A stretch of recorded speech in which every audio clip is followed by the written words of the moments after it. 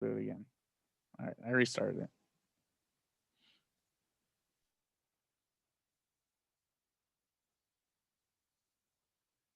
Okay. So yeah, I'll just go over that again. So vulnerability scanning basically is just checking if network systems and applications have security weaknesses that can expose them to attacks. So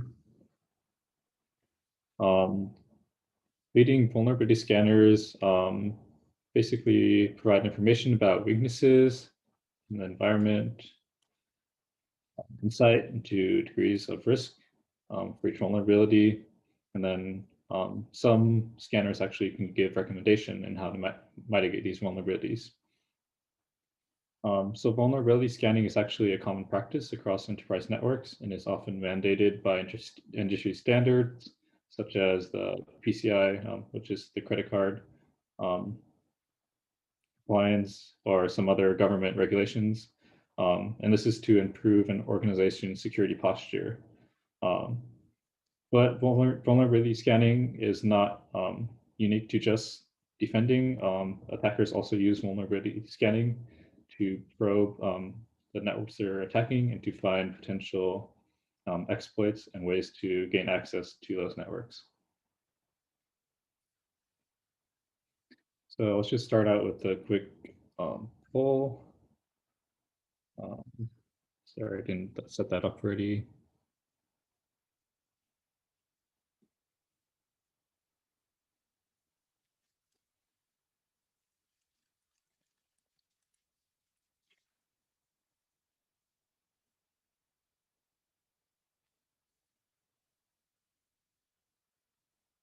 Yeah, I'm trying to figure out how to start the poll.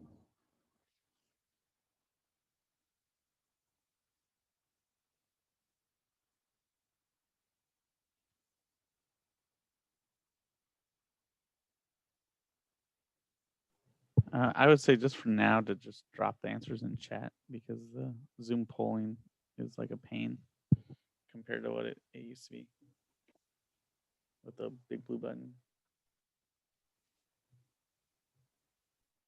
Sorry, I guess I didn't hear that. We got to set them up like beforehand, so we'll just have them drop it in chat for now. Do you have any other Okay. ones? I can set them up. Yeah, just a few more, I think.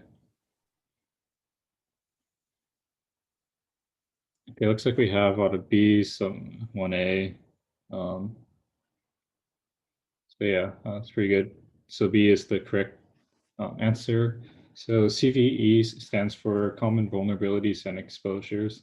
So I'm actually going to cover this because it's pretty important vulnerability scanning, because this is how we typically classify vulnerabilities that we find. So just quickly going over CVEs. So this is actually a list of records. So there's a set format, usually an identification number, a description, at least one public reference for these publicly known cybersecurity vulnerabilities. So this list is actually maintained by the Maitri Corporation and sponsored by DHS and the CISA. If you actually go to that link there, you can take a look at the CVE list.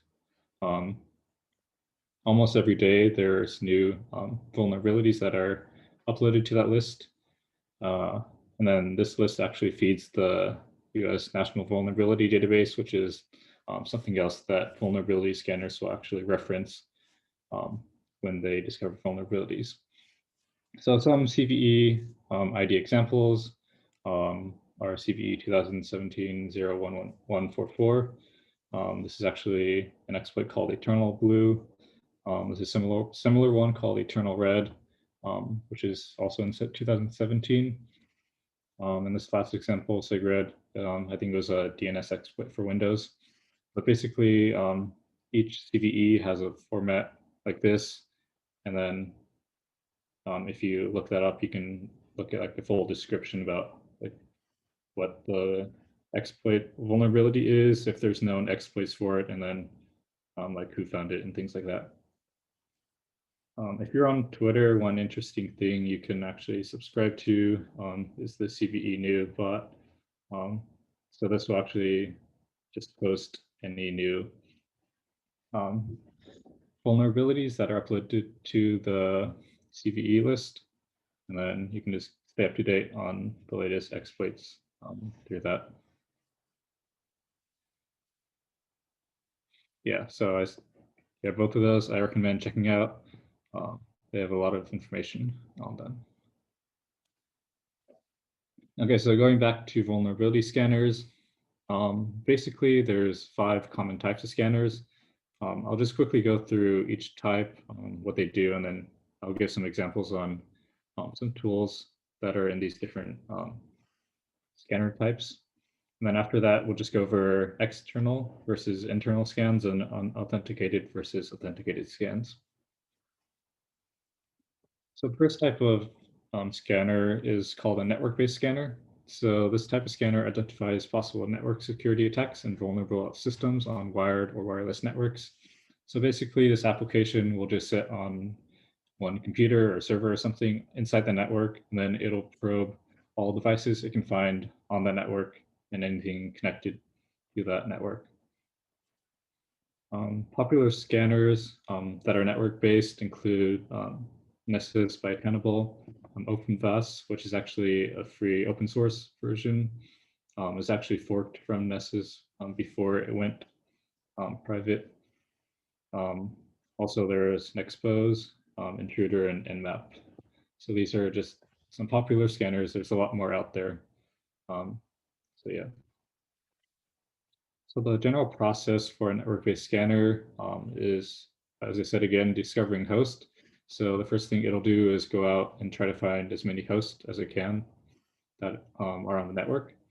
After that, it'll determine host information and scan ports, detecting software that's running on each of those ports. And then after it's done that, it'll find vulnerabilities for those software and operating systems, and then classify those vulnerabilities and report after that. So on the right here, we have a dashboard for one of the Nessus scans. So you can see we have a list of hosts here. And then as the scan is progressing, we can see the different vulnerabilities and the different categories that Nessus places each vulnerability in. Yeah, I didn't get a chance to install Nessus. But it's pretty easy to get up and running and just start a scan. So this is an example report from Nessus. So some things to note here are the different categories that vulnerabilities are categorized in. So there's basically 5 different levels: critical, high, medium, low, and info. So these categories are based off of, I think from the NVD, the National Vulnerability Database, they have scores that they assign vulnerabilities. So Nessus will actually take these scores and then put them into these different categories. This is actually a scan I completed as part of one of our CCDC competitions. So you can see this is a scan of one of the computers on the network. You can see that we got the OS information, the actual kernel version. You can see that it was running CentOS. Then we can continue reading to see some of the vulnerabilities that are part of the scan. And we see the first one is a critical level vulnerability. The kernel is outdated, so there's some exploits there. If we continue reading, we can actually see the CVSS base score and the CVSS temporal score. So these are what Nessus uses to categorize those vulnerabilities. And you can see I got a base score of 10, which is the highest level. Yeah. Then if you go later on in the report, you can see the actual output that the scan had. So you can see this is actually run on the host machine. So it's able to determine the actual kernel version that's installed and the latest one that's available for that operating system. Again, this is more information gathering for Nessus. So in addition to scanning for vulnerabilities, we try to get as much information as we can for each computer. So one of the things it'll do is actually log processes that are running, and then you can just see the process log dump that we got from that particular machine. Then finally, at the very end of the Nessus report, there's actually a suggested remediation section. Not all vulnerability scanners have this, but it's pretty nice that Nessus provides this for us. So basically to get a checklist on the different vulnerabilities across the different hosts, then how to basically fix these vulnerabilities so we get less exposure. Then switching over to a different scanner, we have an Nmap scan here. I'll go into Nmap more later on, but basically Nmap will just probe the different ports and then give information about the different processes that are running on those ports. Basically the same as Nessus, but this is more of a terminal version. Yeah, so moving on to the next category, we have host-based scanners. So these scanners will actually run on the individual computers themselves, as opposed to on one single computer and looking at all the different computers over the network. So these are used to locate and identify vulnerabilities in servers, workstations, and other network hosts, and also to provide greater visibility into the configuration settings and patch history of scanned systems. So host-based and network-based, they can be pretty similar. The Nessus scans you saw earlier, I actually provided information so Nessus can log into each computer and then get information that way. But other network scanners don't have that ability, and we'll just look at exposed ports and things like that. The popular host-based scanners include InsightVM, OSEC, which is another cool open source tool, which is I think a fork of OSEC, Linus, and the Microsoft Baseline Security Analyzer. So like these two tools, especially Linus and the MBSA, these are tools that you would like run on a single computer and then check for configuration errors and vulnerabilities and things like that. Our next category is wireless scanners. So these are used primarily to identify rogue access point and also validate companies' network that it's securely configured. So this means checking for wireless network visibility if a certain network is supposed to be visible or not, and also wireless network security, such as what type of security is running on different wireless networks. And yeah, popular wireless scanners include Aircrack NG, Kismet, and then Wireshark, although Wireshark's used more for analysis after capturing network traffic.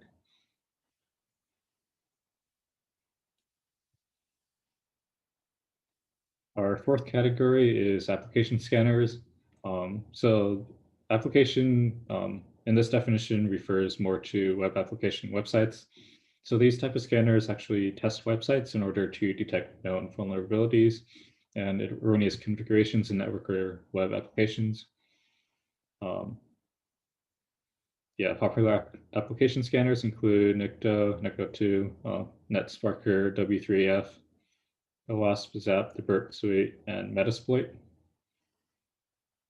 So these tools, I'd say, are more common ones that are used on the offensive side of things, trying to probe these different web applications and gain access to networks that way, because I'd say the most popular way of gaining access to networks is through these web applications. So these tools allow you to just target these applications and find vulnerabilities in them.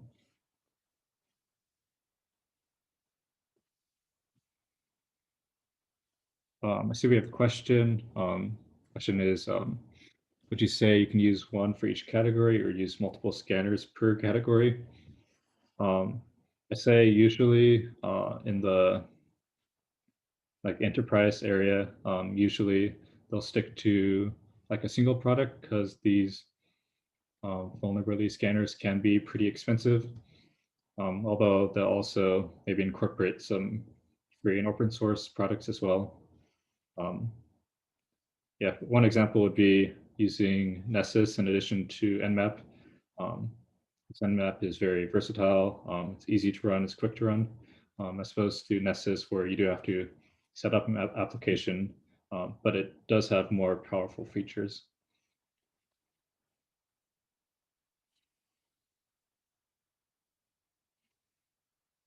And then for application scanners, especially, each of these different applications have different applications that they target. For example, Anecto is primarily for web pages, while something like, I don't know, Metasploit might have more modules for different web applications as opposed to just websites. So things like that. And then our final category is actually database scanners. So these scanners identify the weak points in a database to prevent malicious attacks. So some popular database scanners include Nessus again. They have a database scanner module, Perva Scuba database scanner, SQL map, and Mongo audit for MongoDB. So these will just check for configurations in the database itself and possibly configurations in the underlying database server. So those were the 5 different categories, common categories. Some of these scanners fall under a couple of different categories, and then there's a lot more scanners out there as well. But these were just some of the popular ones that are used in each category.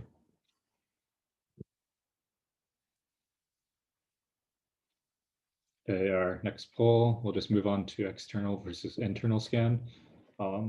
So I don't know if we have a poll ready, but you can just put in chat what type of scan would get perspective on what an attacker would usually see.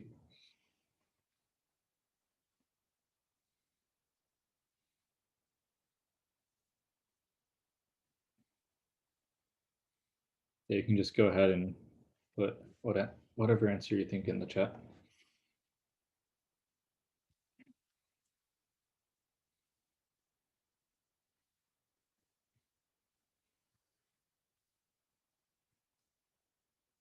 Okay, it looks like we have a couple A's. So yeah, so the scan that you would use to see what an attacker would usually see is called an external scan.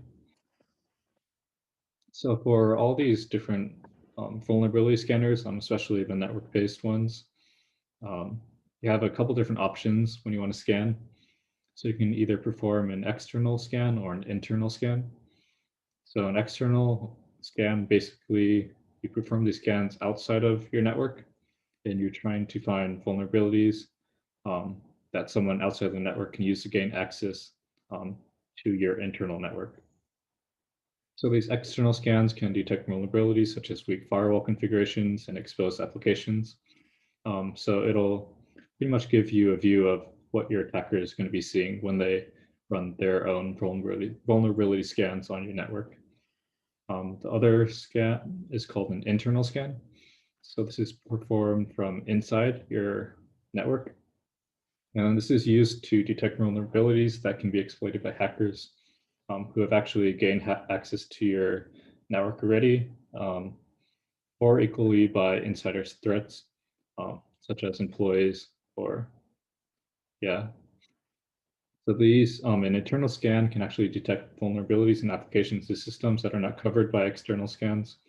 And both of these scans are equally useful. And actually, I think they're actually required by some of the government regulations. If you want to get certified, you have to perform both external and internal scans.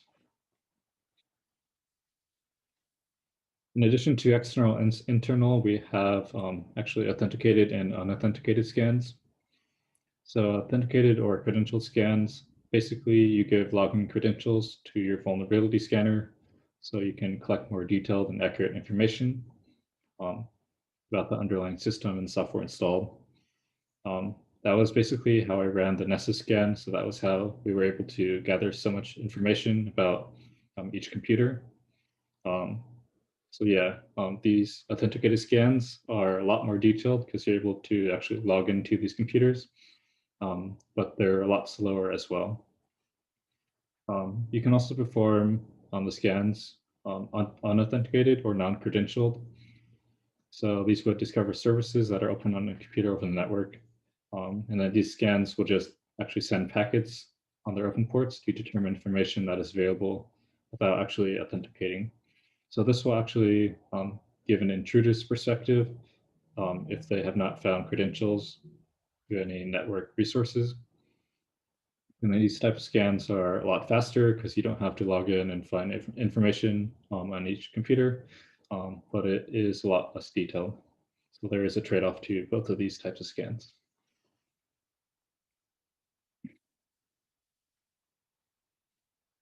Finally, we have something called the vulnerability management process. So this is the overall process that a company will take to manage the vulnerabilities they found. The vulnerability scanning is just one part of this process. It's usually just the identification. It can also be the evaluation as well. But usually we have this four-step process, identification of vulnerabilities, and then we evaluate the risk posed by any of these vulnerabilities. Then the next step is treating those identified vulnerabilities. And then the final step is reporting on vulnerabilities and how they have been handled. So really, vulnerability scanners are only a single part of this whole process that needs to happen in order to successfully mitigate vulnerabilities in your network. Yeah. So now we're just going to move on to the hands-on part. So we'll be focusing on a piece of software called Nmap. We can just skip over this poll. It's pretty easy. Nmap stands for Network Mapper. I'll just go over briefly different commands and things like that, and then we can just go ahead and then download it after. So Nmap is a free and open source utility for network discovery and security auditing. So Nmap will actually use raw IP packets to determine different information, such as what hosts are available, what services are running, what operating system is running on a computer, what type of packet filters or firewalls in place, and a lot of different characteristics. So the powerful thing about Nmap is that you can actually write scripts to determine different information. And then we'll be looking at a couple different scripts that will actually make Nmap give us more information about vulnerabilities that it finds. You can visit our website. It's just nmap.org. And then they actually have a GUI in addition to just the terminal applications called SendMap. So if you wanted to use that as well, it's available there.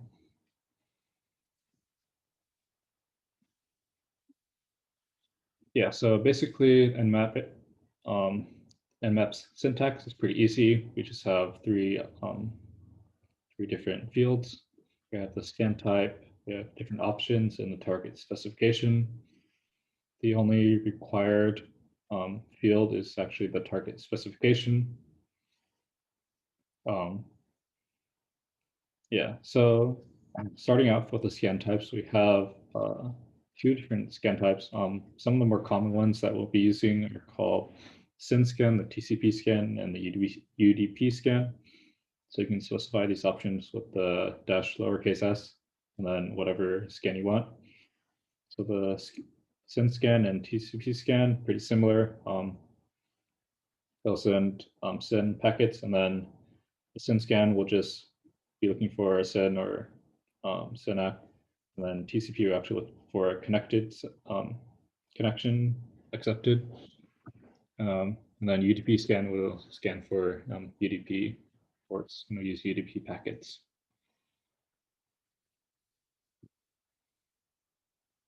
So some common command options.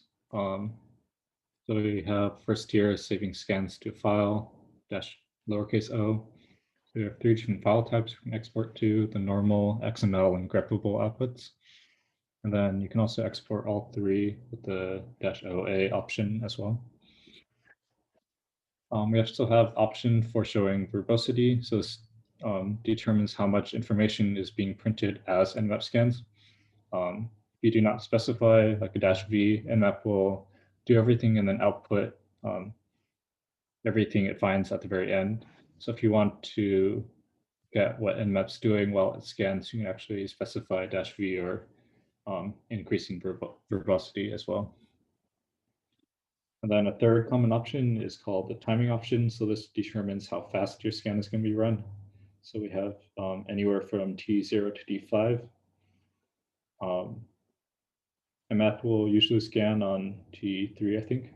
And then this will just determine how quickly Nmap will send packets to the host. And yeah, T0 and T1 are especially useful in evading things like IDSs. And then, but yeah, if you really wanted to quickly go through your scan, you can specify T4 or T5 to quickly go through all the different ports. And then our final field was called target specification. So we have a couple different options. We can specify ports, and we can specify our targets. So to specify ports, you just need the -P option. And then you have a few different options. You can just do -P and a single port, and do a range of ports. So then you can also specify TCP and UDP ports separately. And then in our host specification, Nmap accepts host names, IP addresses, and network ranges. You can also read from a file with the -IL flag. And some examples are listed there. So you can do a single IP address, you can do a range of IP addresses, or just like a subnet. You can use like Southern notation to get a similar result. And then you can actually also exclude IP addresses and IP address ranges as well with the exclude option.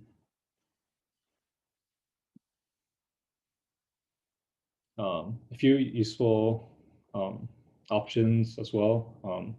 For host discovery, you have different options to discover host. So if you wanted to just discover all the hosts on your networks, you can do something called a ping scan. So with the -SN option, Nmap will just ping every IP address and then see if there's a response. And then you have a few different options here as well if you wanted to do an echo or time step or things like that. OS detection. Basically, if you wanted to try and determine the OS that the computer is running, you can just specify -O, and then Nmap will try to determine the OS for you. And then finally, last section here is about vulnerability scanning in Nmap. So Nmap has a couple different ways that'll help aid in vulnerability scanning. So it has the service and version detection for the -SV. Yeah, as Chris mentioned, if you don't get an OS that Nmap recognizes, it'll actually output something that you can actually send to Nmap, and then yeah, it'll look pretty weird. But yeah, getting back to this, in addition to service and version scanning, we also have script scanning. So this is the part that really makes Nmap pretty powerful. So you can specify custom Lua scripts. Also, Nmap provides some scripts already. which include like vuln scans in the vuln category as well.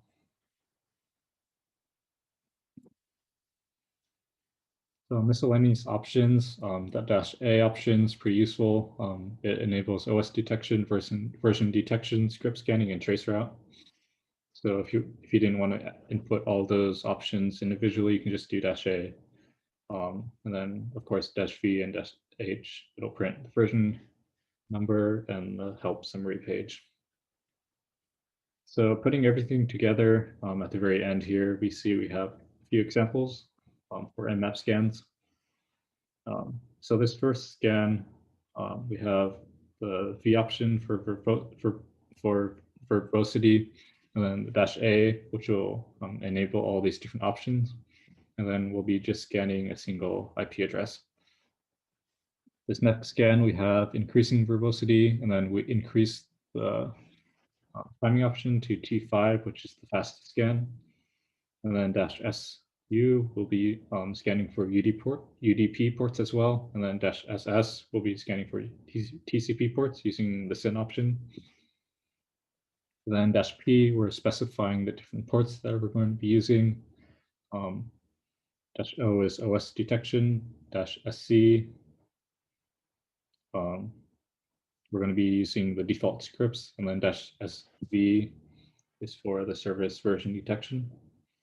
And then we'll be outputting all these results to 3 different file types, which will start with the word scan. And then this final part is the target specification. So we'll be running the scan on this entire subnet, and it will be excluding this particular IP address.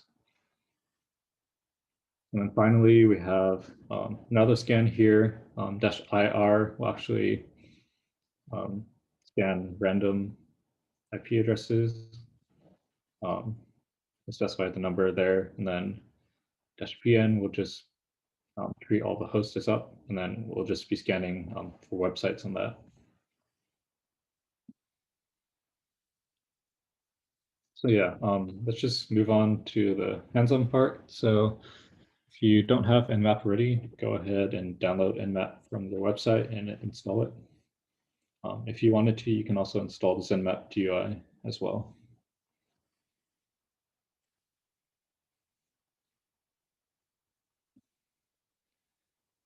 Then I guess if you're ready, you can just press the yes button, and then I'll move on when the majority ready.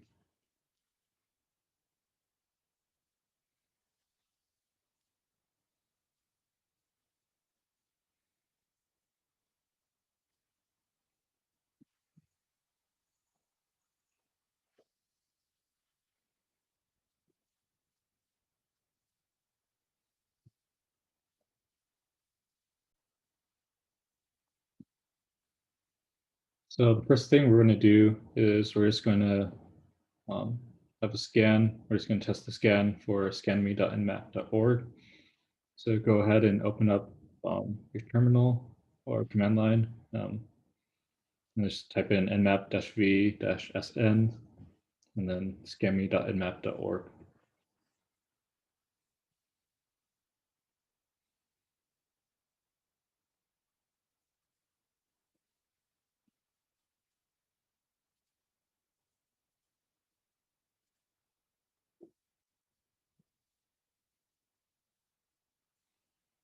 Yeah, I'll just do it here as well. If you're running Linux or Mac, you might have to specify the sudo option as well.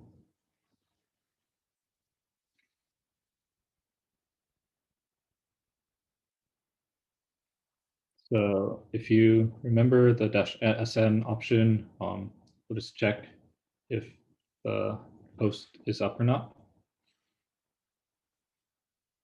So if you ran the scan, you should have gotten a pretty similar output. And then if you look through it, you can quickly see that Nmap determined that the host is up. Yeah, that's pretty much all we specified for this scan. So yeah, let's just go ahead and try to find more information. So we're going to remove the -SN option, and this will actually scan the top 1,000 ports.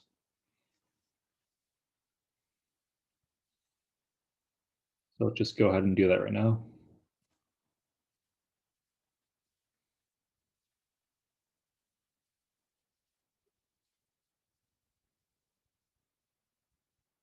And then I'm using the -V option, so Nmap actually show me output as it's scanning. Actually, I'll show you if we don't specify -V, Nmap will just sit there like this until everything is done. So that was pretty quick. All the scan is doing is just scanning for open ports. And looks like we found a few different open ports on this website. We found 22, 25, 80, and then a few different ports here as well. So these services are just predefined in like a database for common ports. So these may not actually be the actual services that are running on these ports because we didn't specify the service detection in Nmap.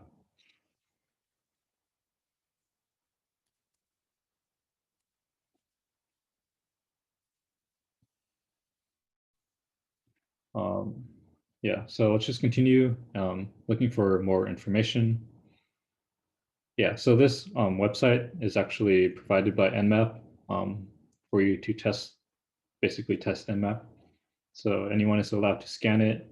They just ask you to not scan it too much.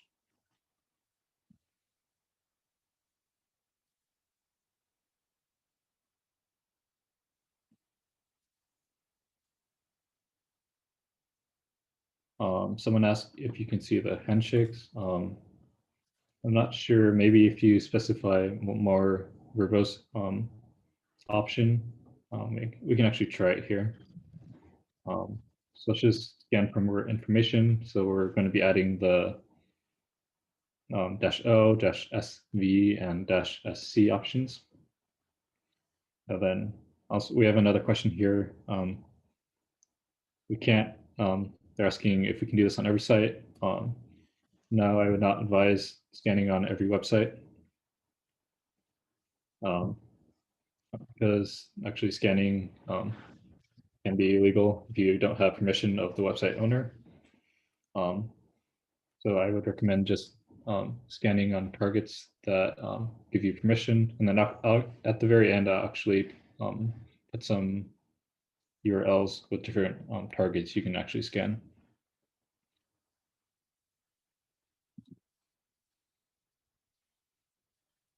So for this scan, we're going to be enabling the OS detection. So -O, and then -SV and -SC,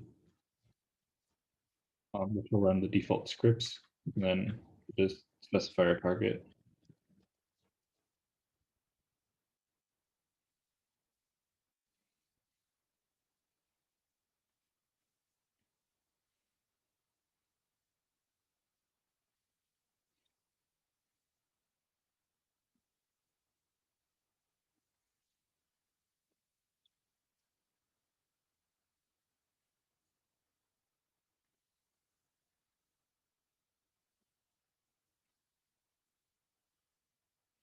Okay, it looks like it completed.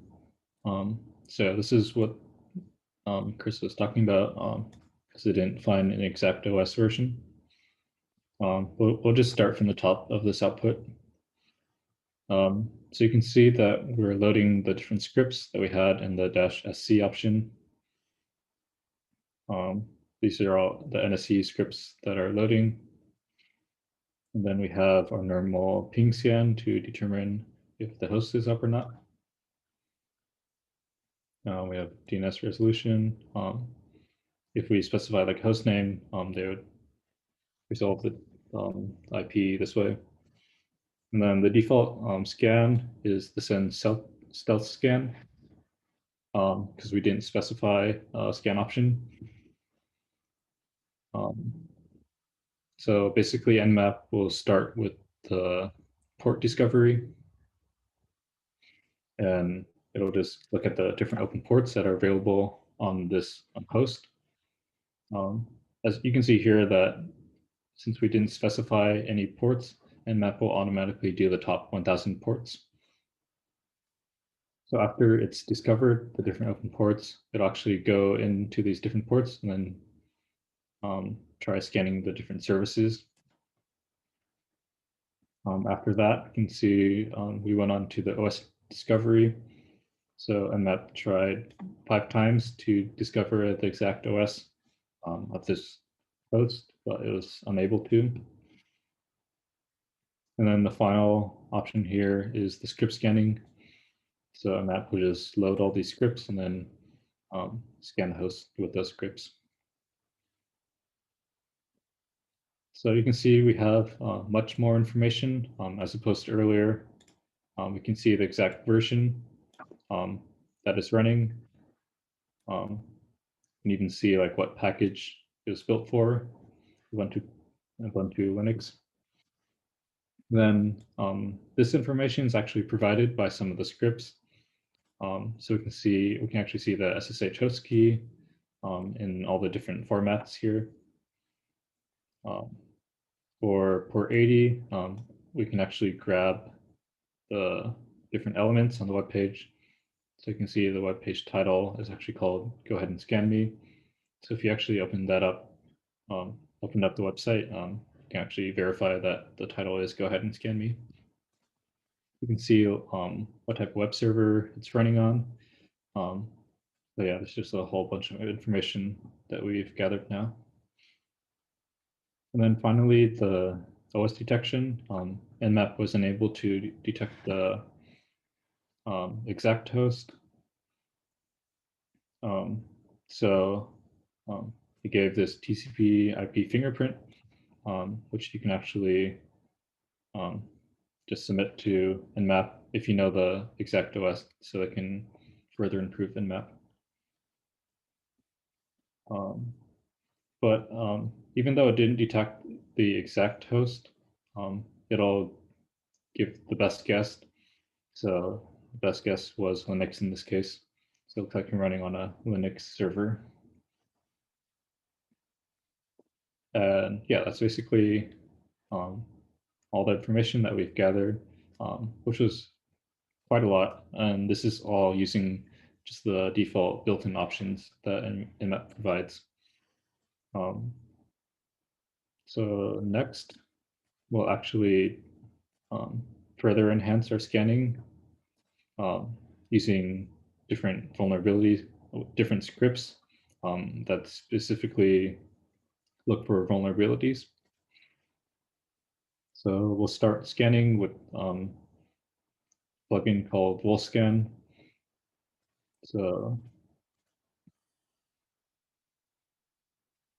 yeah, if you wanted to just go ahead and download that script, the GitHub is linked there.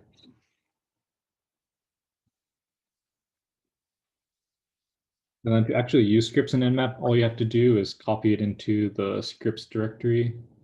If you're on Windows, it'll just be in the program files, or if you, yeah. And then on Linux, it'll just be the this path that's listed right here.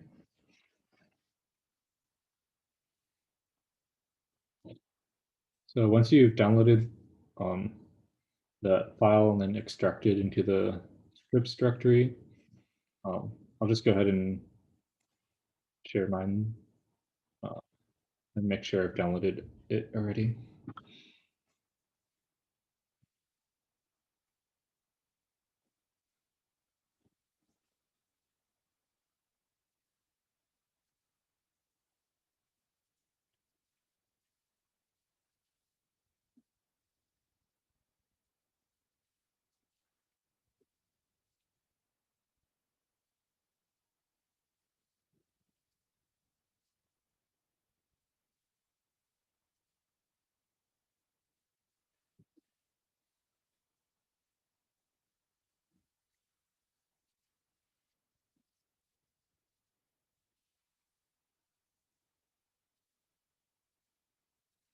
Okay, so I've downloaded the scripts and put it into the scripts directory. So now we can just call the script directory from mmap. So let's just try that now.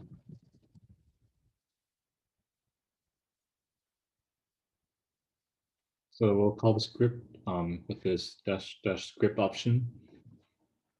And then this option will search in the scripts directory. So since we put the whole folder inside the script directory, we'll just go into that folder first and then specify the individual script.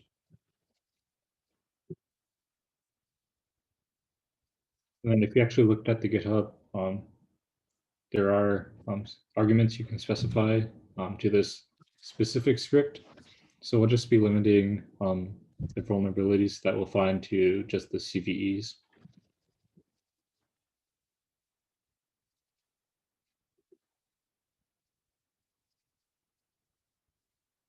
And yeah, that's basically it.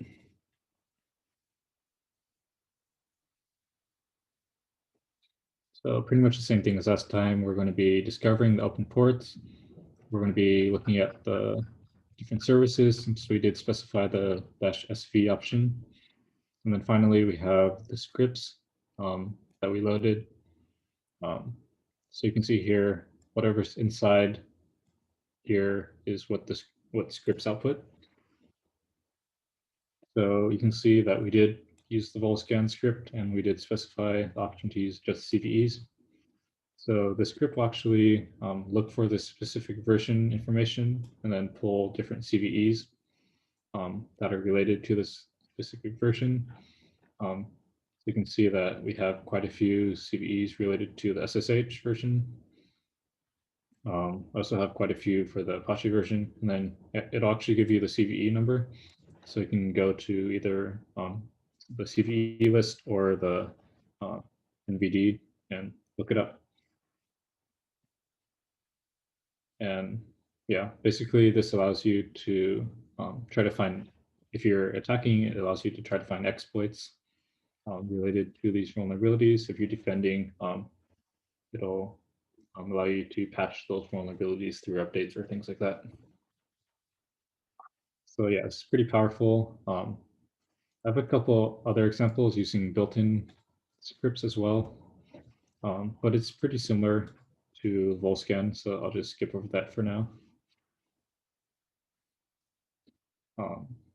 But yeah, if you wanted to scan later on, these next couple of options are actually built into Nmap, so you don't have to download any external scripts. So finally, as I said earlier, these are just some sites you can test. PhoneWeb, they develop a different web application scanner as well. So they provide these different test sites that you can scan for free. Also, we have a few different ones here. Google has a vulnerable web application that you can test. And then we have a couple different sites where you actually have to create accounts in, but it's free to use. One is called hack.me and the other is hack the site. So these are different sites that allow you, that give you targets to practice scanning. And then you can also use some of the tools mentioned earlier, some of the application vulnerability scanners as well. But these are some great resources. You can always also just run a virtual machine and then scan your own computers with that. So yeah, that's basically all I had. Thanks for listening. So I'll just leave it here. So I just noticed I didn't share my screen for the past ones. So yeah, the sites are here. I'll include them in the presentation. But yeah, if anyone had any last minute questions they wanted to ask, just go ahead and ask them now. But yeah, thanks for coming again.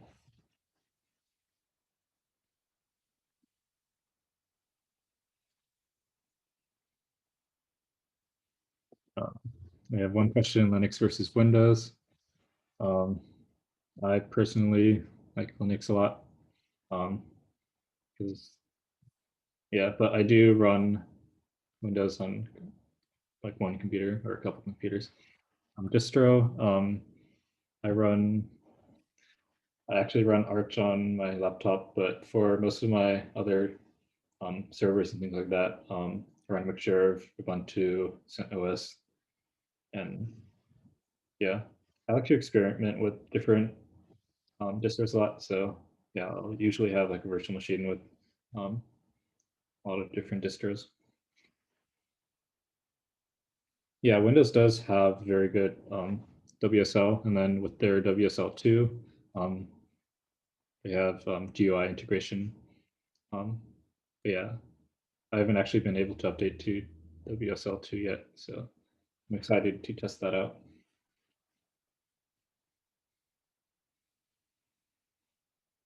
Yeah, the check-in, scan. I'll just go back to the first slide. It's in the upper right-hand corner there.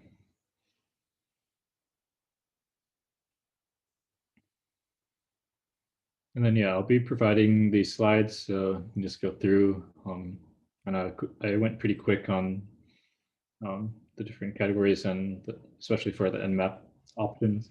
So you can just reference that whenever you want to try out Nmap.